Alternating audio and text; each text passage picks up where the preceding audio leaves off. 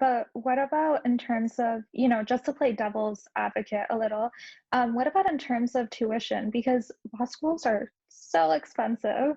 My bank account cries just like thinking of Hmm. it. In Canada, it ranges from like 20,000 to $40,000.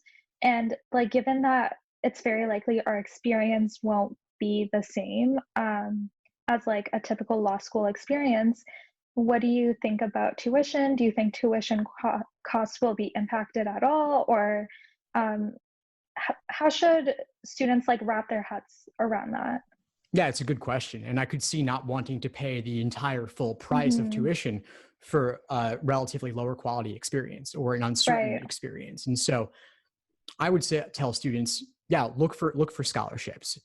Law schools are flexible. They're willing to accommodate. Hmm. They've already extended deadlines and extend they will extend deposit deadlines even further to help students as they're uncertain about what their futures will be, especially if it involves potentially relocating. So I would talk to law schools, negotiate, but be friendly. Don't act like you have them over a cliff because while they will be flexible given the circumstances and they are probably a little bit desperate, you Hmm. can only push them so far.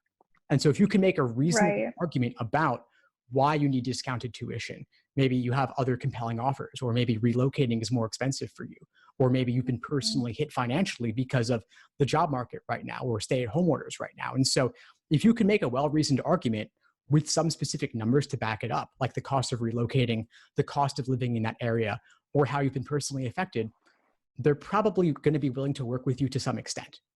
But I wouldn't aim to Right. hammer them to get tuition for a tenth of the price compared to what it normally is.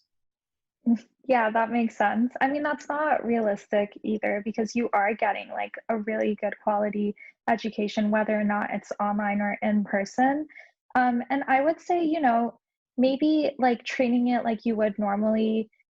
In Ontario, we have OSAP, which is like financial assistance programs, look into student lines of credit, try to maybe see if you can do an at home job just to save up some money. And in Ontario, they're also doing like benefits for people who had to stop working because of COVID related reasons. So just saving up and like really coming up with a good financial plan just helps people like ease their anxieties a bit, I think also.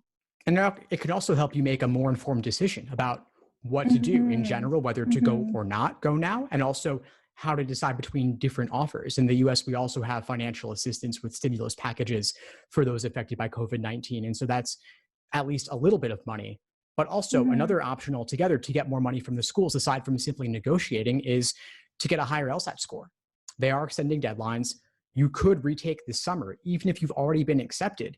You could retake in July, let's say, even to start law school a month or two later with a higher score. They might have Mhm. more reason to accept you, to give you more money because they want to get you at their school to help raise their status in the rankings. At least in the US context, that's especially important. And so that could be an option too. Thanks for tuning into the show. Please subscribe if you haven't done so already to be notified of new episodes as I release them. And feel free to reach out if you need anything at all as you move forward with your prep. I'm happy to help however I can. In the meantime, I'll wish you all the best and take care.